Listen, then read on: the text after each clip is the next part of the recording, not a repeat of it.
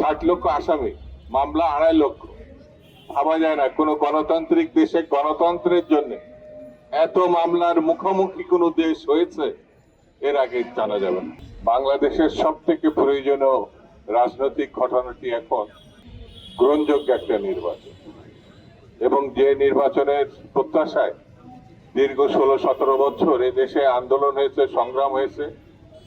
এই দেশে অনেক তরুণ তাজা প্রাণ, শত শত না হাজার হাজার তারা শহীদ হয়েছে। এই দেশে কারা নির্বাসিত হয়েছে প্রায় কয়েক লক্ষ বললে ভুল হবে, লক্ষ লক্ষ। মামলা হয়েছে প্রায় 60 লক্ষ।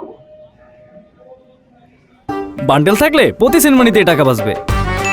বিকাশ সেনমানি বান্ডেল কিনে জিতুন প্রতি লেনদেনে। 60 লক্ষ আসামি, মামলা 2.5 লক্ষ।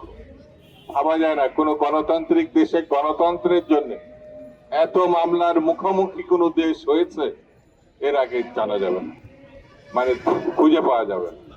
বন্ধুরা, সবকিছু হয়েছে একটি ভালো নির্বাচনের প্রত্যাশায়। বারবার এই দেশের বিএনপির নেত্রী, দেশনেত্রী বেগম খালেদা জিয়া, জনাব তারেক রহমান, বিএনপির নেতৃবৃন্দ বারবার এই স্বচ্ছ, গ্রহণযোগ্য, স্বাভাবিক একটি নির্বাচন প্রত্যাশা করেছে। কিন্তু সেই নির্বাচন শেখ হাসিনা দেয় নাই। প্রায় 15টি বছর, 16টি বছর জোর করে ক্ষমতা আঁকড়ে থেকেছে। যদি সেদিন বিরোধী দলের কথা তিনি শুনতেন, তাহলে এরকম লজ্জাজনক ভাবে তাকে পালাতে হতো না। লজ্জাজনক কেন, ভয়ঙ্কর ভাবে গণহত্যা সৃষ্টি করা লাগতো না। বাজারের এখন অনেক কিছু দাম বেশি আমরা বলি, হয়তো দাম বেশি সত্যি, কিন্তু ব্যাংকে কোনো টাকা নেই। সব ব্যাংক থেকে সব টাকা শেখ হাসিনা এবং তার সাকরেদরা, তার দলবলের লোকজন নিয়ে চম্পট দিয়েছে, বিদেশে পাচার করেছে।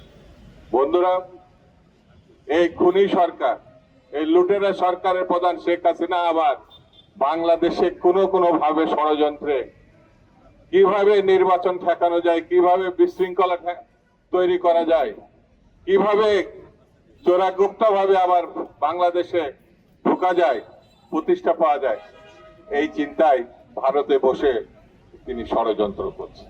ষড়যন্ত্র করে কোনো লাভ হবে না।